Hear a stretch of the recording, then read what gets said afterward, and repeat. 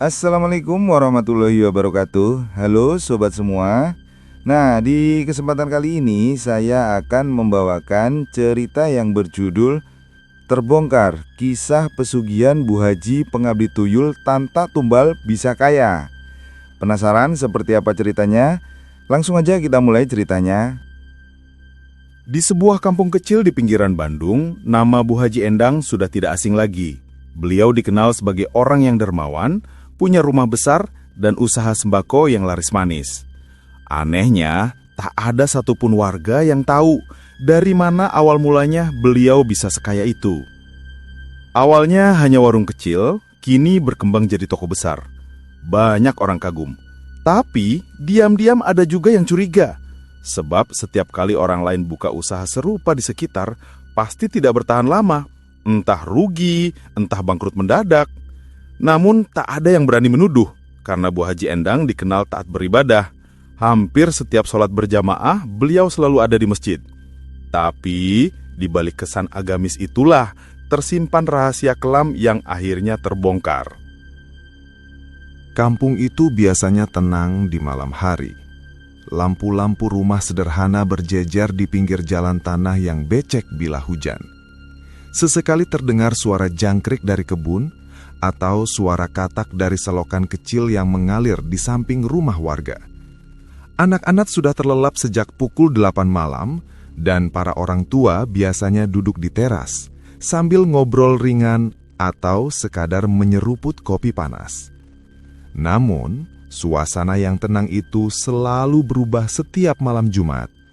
Ada sesuatu yang membuat bulu kuduk merinding, terutama bagi mereka yang tinggal berdekatan dengan rumah besar milik Bu Haji Endang. Rumah itu berdiri paling mencolok di antara rumah-rumah warga lainnya.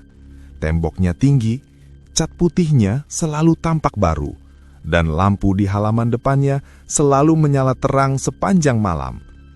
Dari luar, rumah itu tidak ada bedanya dengan rumah mewah pada umumnya. Namun, bagi warga, rumah itu menyimpan misteri yang sulit diungkapkan dengan kata-kata. Mereka percaya ada rahasia besar yang disembunyikan di balik pintu-pintu rapat dan jendela kaca tebal rumah megah itu. Sudah bertahun-tahun, warga sering mendengar suara aneh yang datang dari arah rumah tersebut setiap malam Jumat. Ada suara seperti anak kecil berlarian, kadang disertai cekikikan halus yang terdengar samar.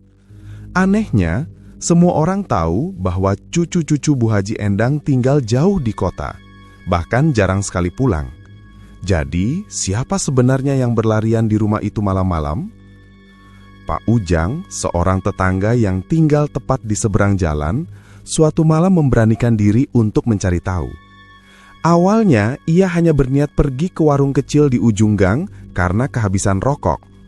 Saat melewati rumah Bu Haji, ia mendengar suara gaduh dari dalam. Suara itu tidak seperti orang dewasa, lebih mirip anak-anak yang sedang main kejar-kejaran. Rasa penasaran mengalahkan rasa takutnya. Pelan-pelan, ia mendekat ke arah jendela rumah yang sedikit terbuka tirainya. Ketika ia mengintip dari celah sempit, jantungnya seolah berhenti berdetak. Di ruang tamu yang luas itu, Bu Haji Endang terlihat duduk bersila di lantai. Di depannya ada sebuah kendi besar berisi cairan hitam pekat yang sesekali mengeluarkan gelembung seolah sedang mendidih. Lampu ruangan itu temaram, hanya diterangi cahaya lilin. Di sekelilingnya berlarian sosok-sosok kecil yang tak wajar. Mereka berkepala botak, tubuhnya kerdil, kulitnya pucat, dan yang paling menyeramkan, mata mereka merah menyala seperti bara api.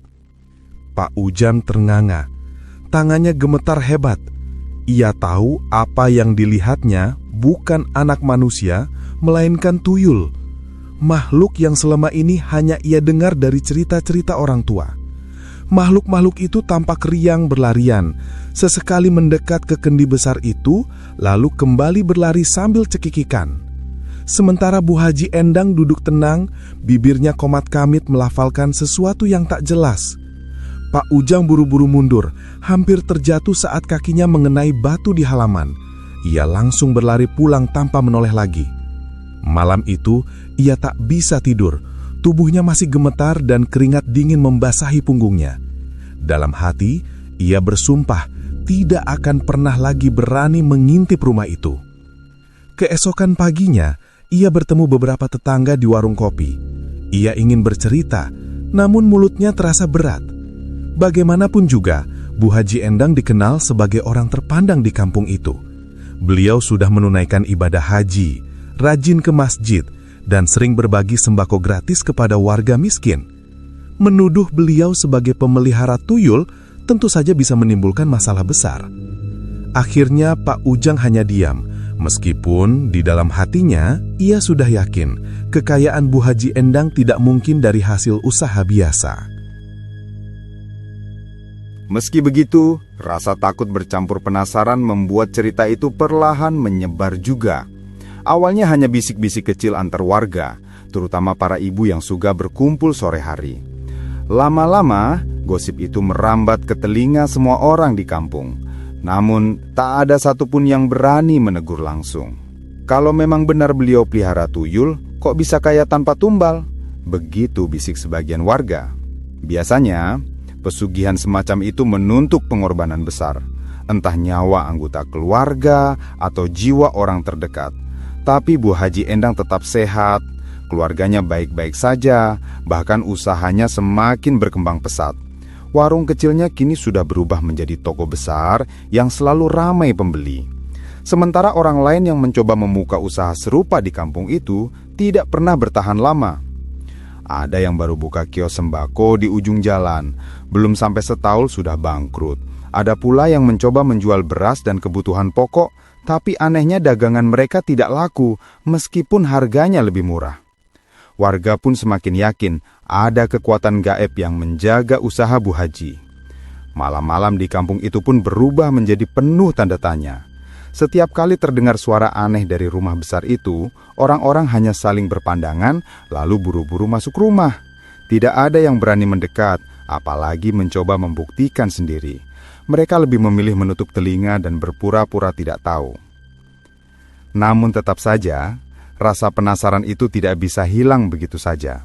Apalagi bagi mereka yang pernah mengalami kejadian ganjil sendiri. Seperti cerita Mak Ijah, penjual gorengan keliling yang sering lewat depan rumah Bu Haji setiap malam. Ia mengaku pernah melihat sosok anak kecil berlari di halaman, padahal waktu itu sudah lewat tengah malam. Ketika ia mencoba menyapa, anak itu hilang begitu saja, lenyap di balik pagar besi. Ada juga cerita dari Kang Oman, tukang ojek pangkalan yang suatu malam mengantar penumpang melewati rumah itu. Motor yang ia kendarai tiba-tiba mati mendadak tepat di depan gerbang. Saat ia menoleh ke arah rumah, ia melihat banyak mata kecil menyala di balik kegelapan halaman. Tak sampai 1 menit, motor itu kembali menyala sendiri. Sejak saat itu, Kang Oman selalu memilih jalan memutar, meskipun lebih jauh, asal tidak melewati depan rumah Bu Haji saat malam. Lama-kelamaan gosip itu menjadi semacam rahasia umum di kampung. Semua orang tahu tapi tidak ada yang berani membicarakannya secara terang-terangan. Bahkan ketika ada orang baru datang, mereka hanya berpesan singkat. Kalau malam, jangan lewat depan rumah Bu Haji Endang sendirian. Pesan itu saja sudah cukup untuk membuat orang baru bergidik. Namun, bagi Bu Haji sendiri, beliau tetap hidup seperti biasa. Pagi hari ia terlihat sibuk di toko, melayani pembeli dengan ramah. Sore hari ia kadang ikut pengajian ibu-ibu. Malam harinya ia selalu terlihat di masjid untuk sholat berjamaah. Semua rutinitasnya tampak wajar, seolah-olah tidak ada yang aneh. Itulah yang membuat orang semakin bingung. Bagaimana mungkin seorang yang rajin beribadah bisa terlibat dalam hal-hal semacam itu? Meski begitu, bayangan tentang apa yang dilihat Pak Ujang malam itu terus menghantui pikirannya. Setiap kali ia berpapasan dengan Bu Haji di jalan, tubuhnya merinding. Tatapan mata Bu Haji yang teduh bagi orang lain justru terasa menakutkan baginya, seakan menyimpan sesuatu yang tidak bisa dijelaskan. Kadang ia bertanya-tanya dalam hati, apakah Bu Haji tahu bahwa dirinya pernah mengintip rahasia itu? Semakin lama gosip itu tidak hanya sekedar bisik-bisik, tapi juga menjadi cerita yang diwariskan dari mulut ke mulut. Anak-anak kecil dilarang bermain dekat rumah besar itu. Para remaja yang suka nongkrong pun memilih menjauh.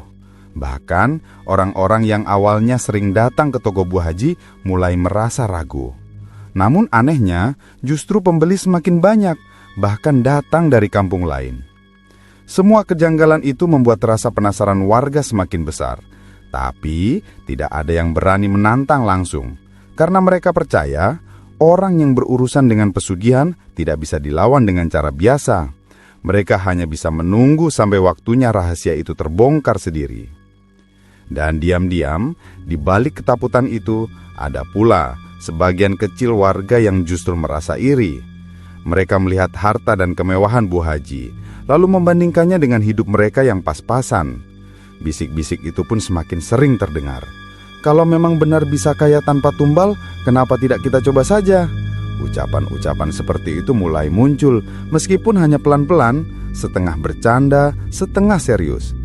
Namun, tidak ada yang benar-benar berani melangkah sejauh itu. Bayangan tentang makhluk kecil bermata merah itu sudah cukup membuat nyali mereka ciut. Lagi pula, mereka tahu segala sesuatu yang didapat dari jalan seperti itu pasti ada konsekuensinya. Hanya saja, tak ada yang tahu persis konsekuensi macam apa yang menunggu Bu Haji Endang di balik semua kekayaannya. Meski terkenal baik, ada hal yang ganjil di toko Bu Haji. Hampir setiap bulan, wajah-wajah baru muncul sebagai karyawan, entah pembantu rumah tangga atau penjaga toko. Namun tidak ada yang bertahan lama. Ada yang tiba-tiba pamit dengan alasan ingin pulang kampung, ada yang mendadak sakit parah tanpa sebab jelas. Bahkan, ada yang meninggal dunia hanya selang beberapa minggu setelah bekerja di sana. Warga awalnya tidak terlalu memperhatikan, tapi setelah kejadian itu berulang berkali-kali, barulah mereka merasa ada yang tidak wajar. Cerita tentang pembantu yang tiba-tiba sakit parah menjadi buah bibir. Ada seorang gadis muda bernama Rara. Ia bekerja di rumah Bu Haji selama hampir 2 bulan. Orangnya rajin, sopan, dan disenangi tetangga. Tapi suatu malam, terdengar jeritan keras dari dalam rumah besar itu. Warga berlarian menghampiri, namun ketika sampai, pintu rumah sudah terkunci rapat. Esoknya, kabar beredar bahwa Rara pulang ke kampungnya dalam keadaan sakit keras. Hanya sepekan setelah itu, berita kematiannya sampai ke telinga warga. Begitu pula dengan penjaga toko bernama Narto. Ia orang yang kuat, badannya besar, dan dikenal sehat-sehat saja. Tapi setelah bekerja di toko Bu Haji, ia mendadak kurus. Kulitnya pucat, matanya cekung. Suatu malam, ia pingsan di depan warung kopi, lalu tidak pernah bangun lagi. Orang-orang mengaitkan semua itu dengan keberuntungan Bu Haji, yang anehnya tidak pernah habis meskipun orang-orang di sekitarnya justru jatuh sakit atau celaka. Bisik-bisik mulai terdengar lebih jelas. Jangan-jangan tumbalnya bukan keluarganya sendiri, tapi orang lain yang dekat dengannya, semacam korban tersembunyi yang tidak disadari. Ucapan seperti itu semakin sering terdengar di telinga warga. Meski mereka tidak pernah mengucapkannya di depan Bu Haji, rasa curiga semakin menebal. Di tengah rasa curiga itu, ada seorang pemuda bernama Dedi. Usianya baru 22 tahun, anak tunggal dari keluarga biasa. Dedi dikenal sebagai pemuda yang keras kepala, tidak mudah percaya pada gosip. Menurutnya, semua cerita tentang tuyul, pesugihan, dan tumbal hanyalah tahayul kampung yang tidak masuk akal. Ia sering menertawakan teman-temannya yang ketakutan setiap kali mendengar cerita seram tentang rumah Bu Haji. Suatu malam, Dedi menantang dirinya sendiri. Ia ingin membuktikan bahwa semua itu hanya hayalan orang-orang. Malam Jumat, ketika orang-orang memilih berdiam diri di rumah, Dedi malah keluar diam-diam. Ia berjalan melewati jalan setapak di samping rumah Bu Haji, lalu menyelinap ke kebun pisang yang berada tidak jauh dari pagar belakang rumah itu. Kebun pisang tersebut memang sering sepi, hanya ditumbuhi pohon-pohon yang menjulang tinggi dengan daun besar-besar bergoyang tertiup angin malam. Suasana sepi dan gelap membuat bulu kuduk merinding, tapi Dedi menahan rasa takutnya. Ia duduk berjongkok di balik batang pisang yang besar, matanya mengintip ke arah rumah. Jam di tangannya menunjukkan pukul 11:40. Angin malam berembus, membawa aroma tanah basah dan suara-suara serangga. Hatinya mulai berdebar, namun ia mencoba meyakinkan diri, ini cuma gosip, tidak ada apa-apa, gumamnya pelan. Menit demi menit berlalu, hingga jarum jam tepat menunjukkan pukul 12 malam. Saat itu, Dedi melihat sesuatu yang membuat tubuhnya kaku.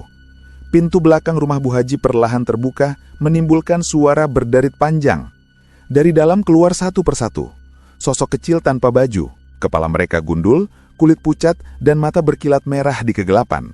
Jumlahnya tidak hanya satu atau dua, melainkan banyak, seolah mereka keluar beriringan seperti rombongan kecil yang sudah menunggu giliran.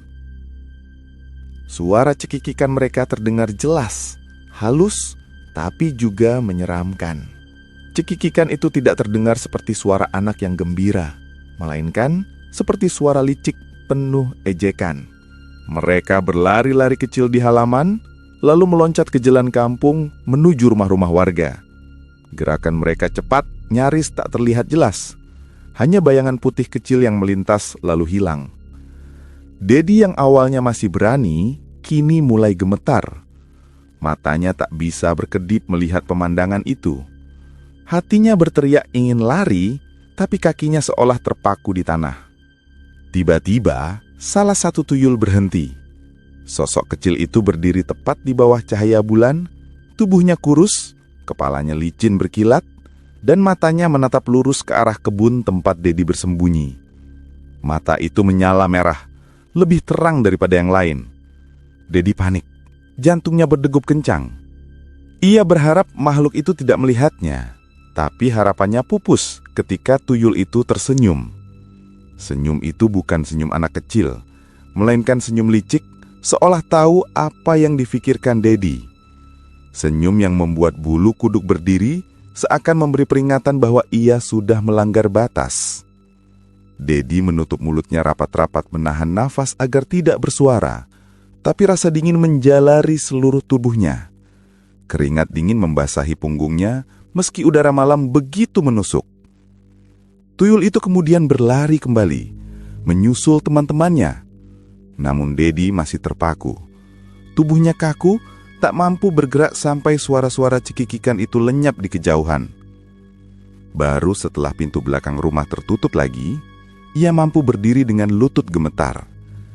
Ia berlari pulang secepat mungkin, tanpa menoleh ke belakang.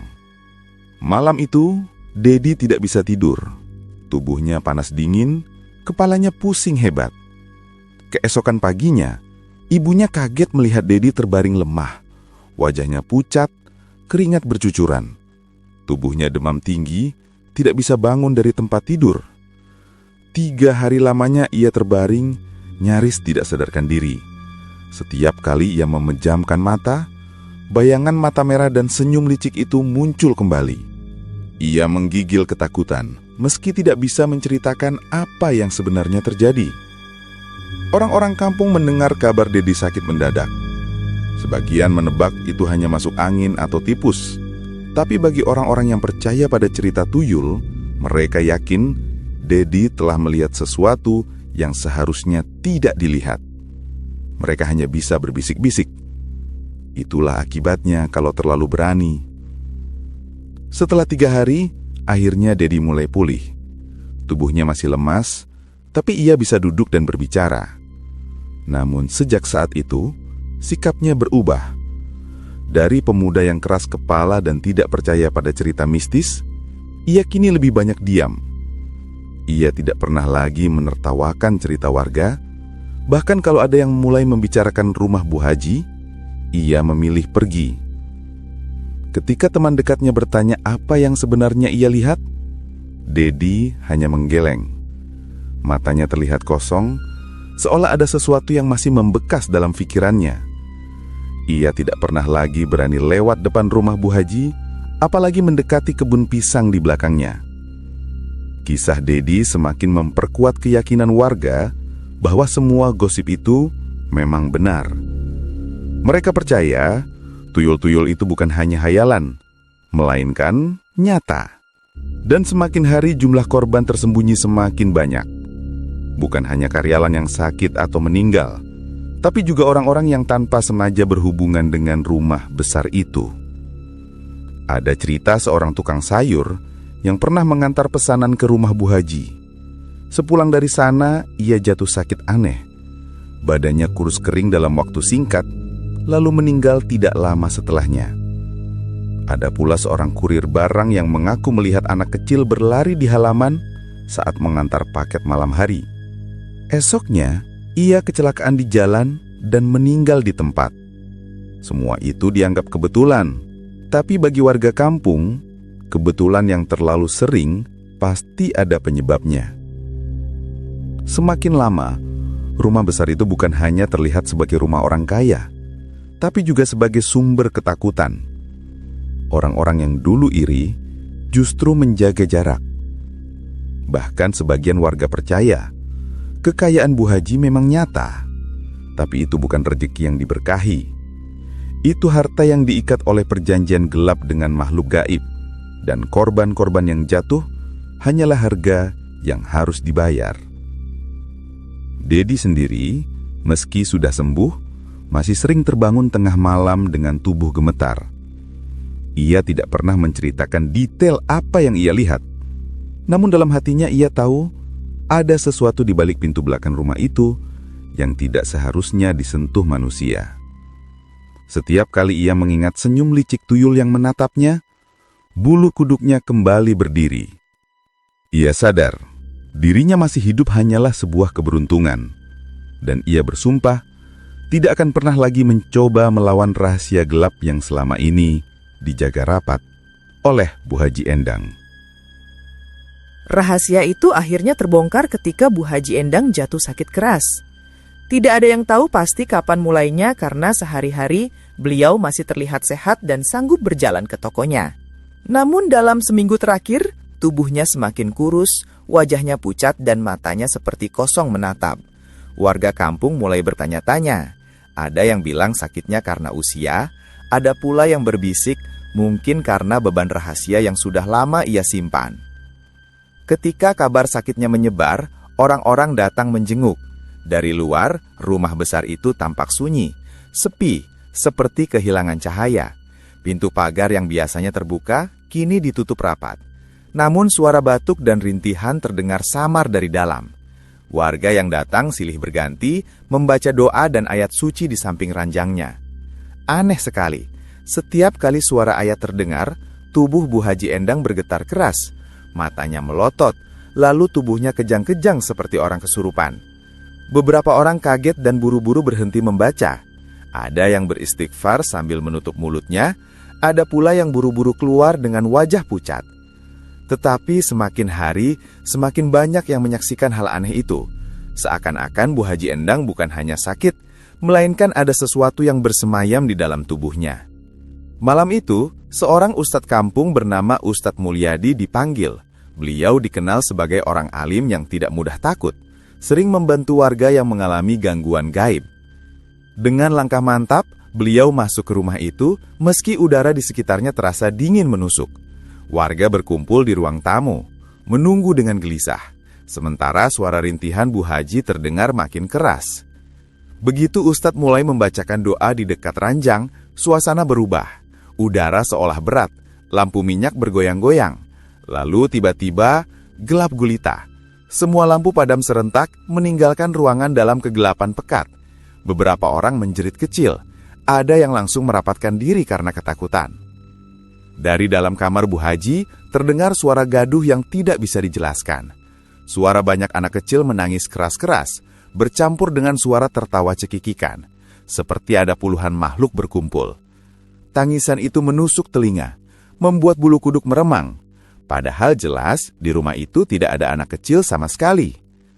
Ustadz tetap melanjutkan bacaannya meski dengan suara lebih lantang. Dan tiba-tiba, kling, lampu menyala kembali. Semua mata langsung tertuju ke ranjang. Pemandangan yang mereka lihat membuat jantung berdetak lebih cepat. Di sekeliling ranjang Bu Haji, ada jejak-jejak kaki kecil, penuh lumpur, berantakan di lantai. Seakan-akan ada banyak anak yang berlarian di dalam kamar itu. Bu Haji sendiri tidak lagi berbaring tenang. Ia meraung, menangis dengan suara yang berubah-ubah. Kadang seperti suara perempuan tua, serak dan berat. Kadang berubah menjadi suara anak kecil yang melengking tajam.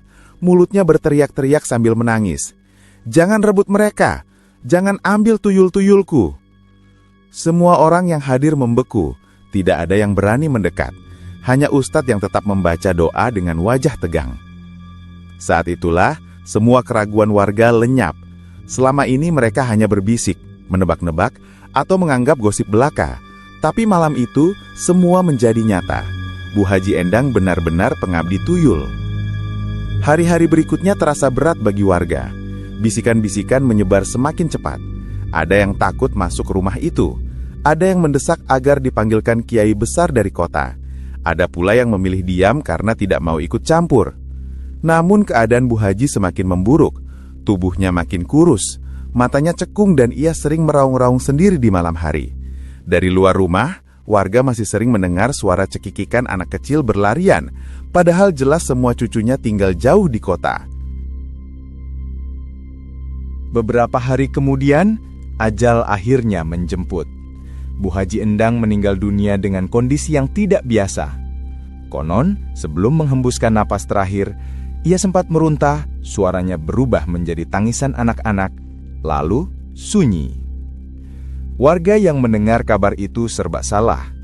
Di satu sisi, beliau adalah tetua yang disegani. Di sisi lain, semua orang tahu ada rahasia kelam yang menyelimutinya. Ketika jenazah hendak dimandikan, kejadian aneh kembali terjadi. Air yang digunakan untuk memandikan tubuhnya tiba-tiba berubah keruh seperti bercampur dengan lumpur hitam. Orang-orang yang memandikan terpaksa mengganti air berkali-kali, meski rasa takut semakin menekan hati mereka. Beberapa kali kain kafan yang dipakaikan juga tiba-tiba terlepas sendiri, seolah ada yang menarik dari dalam. Saat prosesi pemakaman, warga berkumpul di tanah lapang. Jenazah diletakkan di atas keranda, siap diangkat menuju liang lahat. Namun, langkah para pengusung terasa berat. Seakan jenazah itu jauh lebih berat daripada tubuh manusia biasa. Padahal, Bu Haji sudah sangat kurus. 4 orang laki-laki dewasa sampai terengah-engah, bahkan harus dibantu 2 orang tambahan. Tetap saja keranda terasa seperti menahan beban besar. "Subhanallah, berat sekali," desah salah satu pengusung. Warga berbisik-bisik di belakang. Ada yang bilang arwahnya tidak rela pergi. Ada pula yang menganggap itu tanda bahwa tanah menolak jasadnya. Ketika sampai di liang lahat, tali kain kafannya kembali terlepas. 2 kali diikat, 2 kali pula terbuka dengan sendirinya. Para penggali kubur saling pandang. Wajah mereka pucat pasi.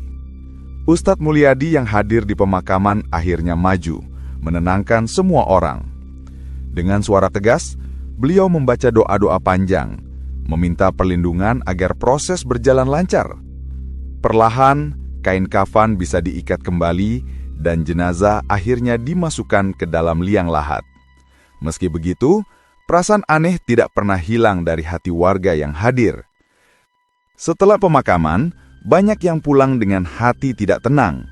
Malam harinya, beberapa warga mengaku bermimpi aneh. Ada yang bermimpi didatangi anak kecil gundul yang meminta uang. Ada yang melihat sosok Bu Haji duduk sambil memeluk kendi besar berisi air hitam.